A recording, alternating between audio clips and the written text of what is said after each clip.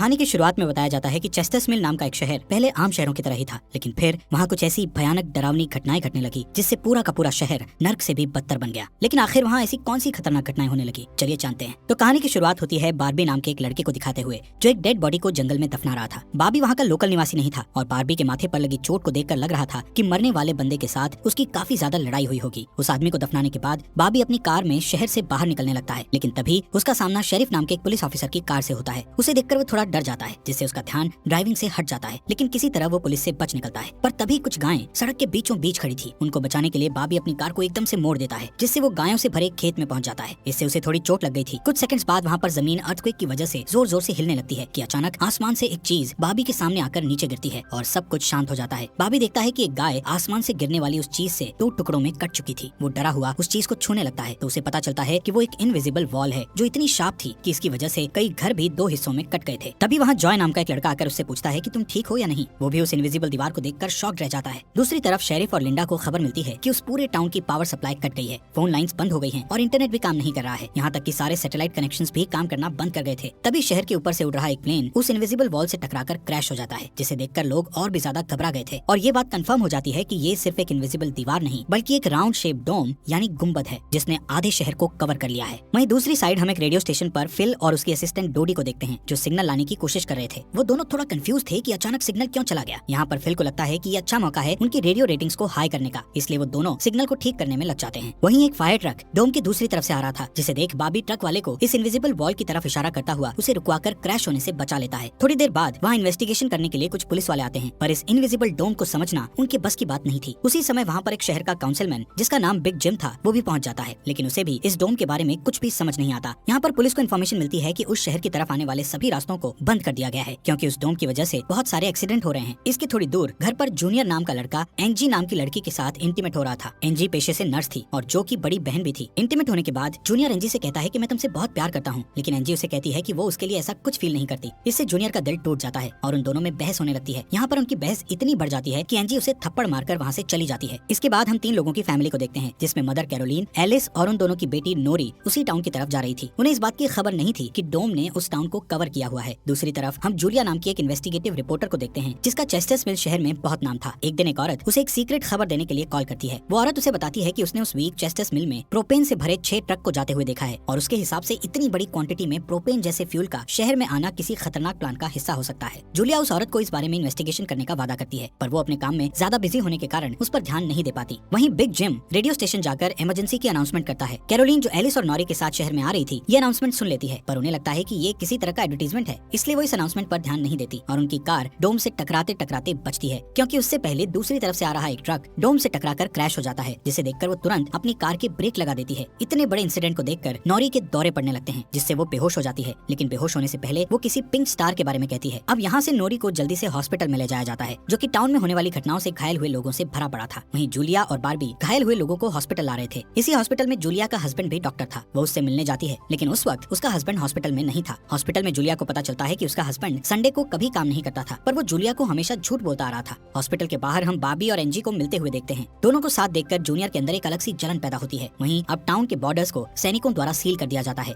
बहुत सारे साइंटिस्ट और एक्सपर्ट्स को भी इस अजीबो गरीब मुसीबत का असल कारण नहीं पता चलता, पर कुछ घंटों बाद बिग जिम प्रोपेन के बारे में बात करने के लिए शेरिफ से मिलता है। यहाँ पर उनकी बातों से हमें पता चलता है कि उनको इस डोम के बारे में पहले से थोड़ा बहुत पता था, पर वो इस पर खुलकर बात नहीं कर रहे थे। वहीं बाबी को उस टाउन में एक दिन के लिए रुकना था, पर उसके पास ठहरने के लिए कोई जगह नहीं थी, इसलिए वो अपनी कार में ही रात बिताने का फैसला करता है। तभी जूनियर उसके पास आता है और उसे एंजी से दूर रहने को कहता है। धीरे धीरे उसकी बात धमकी में बदल जाती है। बाबी हैरान होता है कि आखिर उसकी गलती क्या है। इसी बीच वहाँ जूलिया आ जाती है, जिससे वो झगड़ना बंद कर देते हैं। यहाँ से सीन शिफ्ट होता है और हम देखते हैं कि टाउन के ऐसे हालात से लापरवाह होकर एक जगह कुछ टीनेजर्स पार्टी कर रहे थे। इनमें जॉय भी था। जॉय एक लड़के से वहाँ के हालात पर बात करने लगता है, लेकिन अचानक जॉय को दौरा पड़ने लगता है और वो पिंक स्टार के बारे में बोलने लगता है, जैसे कि पहले नॉरी ने बोला था। वहीं जॉय की बहन एंजी घर पर अकेली होती है। तभी अचानक उसके घर में जूनियर घुसकर उसको किडनैप करके अपने फादर के टूटे फूटे शेल्टर में ले जाता है। यहाँ पर वो उसे बताता है कि मुझे पता है शहर को कवर किए इस डोम के बारे में। यहाँ पर एंजी को उससे ये भी पता चलता है कि बिग जिम ही जूनियर का फादर है। जूनियर एंजी को ये भी बताता है कि उसके फादर अपनी फैमिली की सुरक्षा को लेकर हमेशा चिंतित रहते थे, इसलिए उन्होंने फैमिली के लिए ये शेल्टर बनाया था। वहीं दूसरी साइड जूलिया बाबी को अपने घर में ठहरने के लिए लाती है। तभी अचानक बाबी की नजर उसके हस्बैंड की फोटो पर पड़ती है और उसे रियलाइज होता है कि ये वही आदमी है जिसे उसने सुबह मारा था। दूसरी तरफ लिंडा और शेरिफ सभी व्हीकल्स पर नजर रख रहे थे ताकि कोई भी गलती से इस डोम से न टकरा जाए। तभी अचानक शेरिफ को अटैक आ जाता है और वो वहीं पर मर जाता है। अब यहाँ से हमें सुबह की घटना फ्लैशबैक में दिखाई जाती है, जहाँ बॉबी टाउन में जूलिया के हस्बैंड जो डॉक्टर थे उनसे मिलने आया था। वो उनसे कुछ पेमेंट की बात करता है, पर डॉक्टर उसे पेमेंट देने से इनकार कर देता है, जिस वजह से उन दोनों में झगड़ा हो जाता है और एक्सीडेंटली बॉबी उसे गोली मार देता है। बॉबी जानता था कि भले ही उसने उसे गलती से मारा है, पर उसे इसकी सजा मिलेगी और इससे बचने के लिए उसने उसकी बॉडी को जंगल में दफना दिया। वहीं प्रेजेंट में सुबह उठकर बारबी देखता है कि उसके गले की चेन गायब है, तो वो जूलिया से इसके बारे में पूछता है। जूलिया उससे कहती है कि वो उसकी चेन को ढूंढकर उसे दे देगी, पर तभी बॉबी को याद आता है कि वो चेन उस केबिन में ही गिर गया था जहाँ उसने उसके पति को मारा था। उधर जॉय अपने फ्रेंड बेन के साथ था, जिसने पिछली रात सीजर के वक्त उसकी मदद की थी। बेन जॉय से पिंक स्टार के बारे में पूछता है, जो उसने रात को दौरा पड़ते वक्त कहा था, लेकिन जॉय को उसके बारे में कुछ भी याद नहीं आ रहा था। वहीं रेडियो स्टेशन में डोडी एक स्पेशल डिवाइस की मदद से डोम के बाहर वाले लोगों से कांटेक्ट करने में सक्सेसफुल हो जाती है। वो सोल्जर्स को आपस में बात करते हुए सुन सकती थी, पर वो उनसे कुछ नहीं कहती। वहाँ सोल्जर्स भी कंफ्यूज थे कि आखिर ये इनविजिबल वॉल क्या है। दूसरी तरफ बिग जिम रेस्टोरेंट में बैठा ब्रेकफास्ट कर रहा होता है कि लिंडा वहाँ आकर उसे शेरिफ के मरने की खबर सुनाती है, जिससे वो लोग तुरंत बंकर में डेड बॉडीज को दफनाने वाले के पास जाते हैं, जिसका नाम लेस्टर था। उधर एंजी शेल्टर में किसी को मदद के लिए बुलाने की पूरी कोशिश करती है, पर वो कामयाब नहीं होती। तभी जॉय वहाँ आता है और उसे चेन के जरिए बेड से बांध देता है। वहीं बिग जिम लेस्टर को अपने साथ लेकर आता है, जो कि शेरिफ का ही दोस्त था। शेरिफ की मौत से वो बहुत दुखी और परेशान हो जाता है। जब लिंडा उनके आसपास नहीं होती, तब वो और बिग जिम पिछले महीने होने वाले प्रोपेन के इंपोर्ट के बारे में बात करते हैं कि प्रोपेन के इंपोर्ट में उन तीनों का ही हाथ था और उन्होंने टाउन वालों से ये बात छुपाई थी। शेरिफ की मौत से ये कंफर्म हो गया था कि वो उनकी इन्वॉल्वमेंट के बारे में किसी को कुछ नहीं बता पाएगा, जो कि उनके लिए अच्छी खबर भी थी। उसी दिन बाद में लिंडा पुलिस स्टेशन आती है तो देखती है कि बिग जिम शेरिफ के ऑफिस में कुछ ढूंढ रहा है। लिंडा के पूछने पर जिम उसे कहता है कि वो वहाँ शेरिफ की वसीयत के पेपर्स ढूंढ रहा है, लेकिन असल में वो वहाँ प्रोपेन के इंपोर्ट से जुड़े पेपर्स को ढूंढने आया था, जो उसे और लेस्टर को परेशानी में डाल सकते थे। वो तुरंत बाहर आकर शेरिफ को बताता है कि मुझे लगता है वो पेपर शेरिफ के घर में होंगे, जिन्हें लाने के लिए वो लेस्टर को तुरंत उसके घर भेजता है। इसी बीच जूलिया जल्दी से रेडियो स्टेशन पर डोडी के पास जाती है, जहाँ वो देखती है कि वो लोग डिवाइस के जरिए डोम के बाहर खड़े सैनिकों की बातचीत सुन सकते हैं। उनकी बात सुनने पर जूलिया को पता चलता है कि वो लोग जमीन खोदकर डोम को बाहर निकालने की कोशिश कर रहे हैं, पर वो इस काम में कामयाब नहीं हो पा रहे हैं। इसके बाद जूलिया रेडियो के जरिए पूरे टाउन में डोम वाली खबर को फैला देती है, जिससे लोगों में डर पैदा हो जाता है और लोग घबरा जाते हैं। वहीं जॉय और बेन बॉर्डर के पास साइंटिस्ट को अपना काम करते हुए देखते हैं। साइंटिस्ट ये देखते हैं कि डोम के ऊपर पानी का क्या असर होता है, पर उन्हें ज्यादा कुछ समझ नहीं आ रहा था, जिससे वो किसी नतीजे पर नहीं पहुंच पाते। वहीं जॉय देखता है कि ये डोम एक छलनी की तरह है। वो बेन से बताता है कि इस डोम में से बिल्कुल मामूली सा पानी आर पार जा सकता है। दूसरी ओर बारबी अपनी चेन ढूंढने जूलिया के हस्बैंड डॉक्टर के केबिन में जाता है। वहाँ उसे उसका चेन मिल जाता है, पर तभी जूनियर वहाँ आकर उसे देख लेता है। जूनियर उससे पूछता है कि क्या तुम एंजी के साथ सोए थे। यहाँ पर बारबी को लगता है कि शायद उसने उसे चेन ढूंढते हुए देख लिया है और इसीलिए वो जूनियर को ऐसे ही वहाँ से जाने नहीं दे सकता था, इसलिए वो जूनियर को बहुत बुरी तरह से पीटने लगता है। वहीं हम देखते हैं कि लेस्टर शेरिफ के घर पहुंचकर प्रोपेन इंपोर्ट के पेपर्स को ढूंढने लगता है। कुछ टाइम बाद उसे वो पेपर्स ड्रॉवर में मिल जाते हैं, तभी वो उन्हें जला देता है। जब वो वहाँ से जाने लगता है तो उसका पैर लगने से पेपर्स की आग घर के पर्दों पर लग जाती है, जिससे आग की लपटें पूरे घर में फैल जाती हैं और पूरा घर जलने लगता है, जिसे देखकर जल्दी ही बहुत सारे लोग जमा हो जाते हैं और आग बुझाने की कोशिश करते हैं, पर फायर ट्रक के बिना आग बुझाना नामुमकिन था। अगर वो लोग घर को जलने देते तो डोम के अंदर का टेम्परेचर बहुत बढ़ जाता, जिससे लोगों की जाने भी जा सकती थी, इसलिए सब मिलकर आग बुझाने में लग जाते हैं। बॉबी लोगों को आग बुझाने में लीड करता है। तभी लिंडा को घर के अंदर से लेस्टर की चीखने की आवाजें सुनाई देती है। वो अंदर जाकर उसे घसीट कर बाहर निकाल लाती है और इलाज के लिए डॉक्टर के पास भेज देती है। यहाँ पर लोगों को आग बुझाने में 1 घंटे के बाद भी कामयाबी नहीं मिलती, उल्टा आग और भड़क जाती है। आखिर में जिम लोडर लेकर आता है और घर को गिरा देता है। तब कहीं जाकर आग शांत होती है। इसके बाद सारे थके हुए लोग इकट्ठा होते हैं। उनमें से पॉल नाम का एक पुलिस वाला फ्रस्ट्रेट होकर कहता है कि हम सभी लोग इस डोम से कभी भी बाहर नहीं निकल पाएंगे, क्योंकि ये डोम आग से जो धुआं निकला है उसे बाहर नहीं निकलने दे रहा। वो कहता है कि हम सभी इस डोम के अंदर ही मरने वाले हैं। इतना कहता हुआ वो हवा में गोली चला देता है, जो कि डोम से टकराकर एक दूसरे पुलिस वाले को लग जाती है और वो तुरंत मर जाता है। यहाँ पर पॉल को अरेस्ट कर लिया जाता है। अंधेरा होने पर जॉय और उसके दोस्त स्केटिंग के लिए जाते हैं। तभी वहाँ पर नोरी जॉय के पास आकर उसे कहती है कि उसे अपना फोन चार्ज करना है। जॉय उसे अपने घर ले जाता है, क्योंकि उसके घर में जनरेटर था, जो कि उस टाउन के गिने चुने घरों में ही था। उधर लिंडा पॉल को जेल लेकर आती है। वहाँ कुछ लोग पुलिस स्टेशन के बाहर प्रोटेस्ट कर रहे थे। असल में वो लोग पुलिस के घटिया सिस्टम का विरोध कर रहे थे। जिम उन सबको ये कहकर शांत करता है कि जरूरत पड़ने पर उन सबकी मदद की जाएगी। लॉकअप में बंद होने के बाद पॉल को हार्ट अटैक आ जाता है, जिससे लिंडा उसकी मदद के लिए दौड़कर अंदर जाती है, लेकिन तभी उसे पता चलता है कि पॉल सिर्फ अटैक आने की एक्टिंग कर रहा था। इसी मौके का फायदा उठाकर पॉल उसे धकेलकर उसे लॉकअप में बंद करके वहाँ से भाग जाता है। इधर बंकर में जूनियर फिर से एनजी के पास जाता है। एनजी समझ चुकी थी कि अगर उसे यहाँ से निकलना है तो उसे जूनियर को झूठे जाल में फंसाना पड़ेगा, इसीलिए वो उससे अपने बचपन की यादें साझा करती है, जब वो दोनों एक बंद टनल में जाया करते थे, और कहती है कि हो सकता है डोम का टनल पर कोई असर नहीं हुआ हो तो वो लोग बाहर जा सकते हैं। यहाँ पर एनजी सोचती है कि अब वो उसके प्यार के जाल में फंस गया है तो शायद वो उसे छोड़ दे, लेकिन ऐसा कुछ नहीं होता। जूनियर अकेले ही उस टनल में जाने का प्लान बनाता है। वहीं जिम जब पुलिस स्टेशन में आता है तो पॉल की जगह लिंडा को लॉकअप में बंद देखता है। वो तुरंत उसे लॉकअप से बाहर निकालता है। उन्हें पता चलता है कि पॉल अपने साथ एक राइफल और कुछ गोलियां लेकर गया है। लिंडा तुरंत उसकी तलाश में जंगल की ओर निकल जाती है, क्योंकि उसे पता था कि पॉल अक्सर शिकार करने जंगल की तरफ जाया करता था। वहीं जिम पॉल को पकड़ने के लिए एक टीम तैयार करता है। उधर रेस्टोरेंट में बैठी कैरोलीन को नॉरी की फिक्र हो रही थी, क्योंकि वो पिछली रात अपनी दोनों मदर्स को बिना बताए जॉय के घर रुक गई थी। वहीं जिम लोगों से पॉल को तलाश करने के लिए उसकी टीम ज्वाइन करने को कहता है। वो बॉबी से भी उनके साथ चलने को कहता है क्योंकि वो आग बुझाने में अच्छा लीडर साबित हुआ था। इसके बाद वो लोग जंगल में जाने लगते हैं। रास्ते में बार्बी अपनी खूबियां दिखाता हुआ उनसे कहता है कि वो मिलिट्री में भी रह चुका है। वहीं दूसरी ओर जूलिया जूनियर को टनल की तरफ जाते हुए देखती है। वो उसे रोककर पूछती है कि वो बैग पैक करके कहाँ जा रहा है, लेकिन जूनियर बहुत जल्दी में था और वो नर्वस भी था। वो कहता है कि मैं बस यहीं पास में अपने दोस्त से मिलने जा रहा हूँ। इससे जूलिया का शक उस पर और भी बढ़ जाता है और वो उसका पीछा करती हुई टनल तक पहुंच जाती है। उधर जॉय के घर पर जॉय और नॉरी साथ में नाश्ता कर रहे थे। जॉय पहले कभी किसी लड़की के साथ अकेला नहीं रहा था, इसलिए थोड़ा नर्वस फील कर रहा था, जबकि नॉरी कॉन्फिडेंट थी और बातचीत में भी हाजिर जवाब थी। तभी बेन और दो लड़कियों को अपने साथ लेकर उसके घर आ जाता है, जिन्हें फोन चार्ज करना था। उन्हें इम्प्रेस करने के लिए बेन को जनरेटर यूज करना था, जिसके लिए जॉय बेन को थोड़ी बेदिली से इजाजत दे देता है, क्योंकि उस टाउन में जनरेटर एक बहुत काम की चीज थी और इस तरह उसका मिसयूज करना उसे सही नहीं लग रहा था।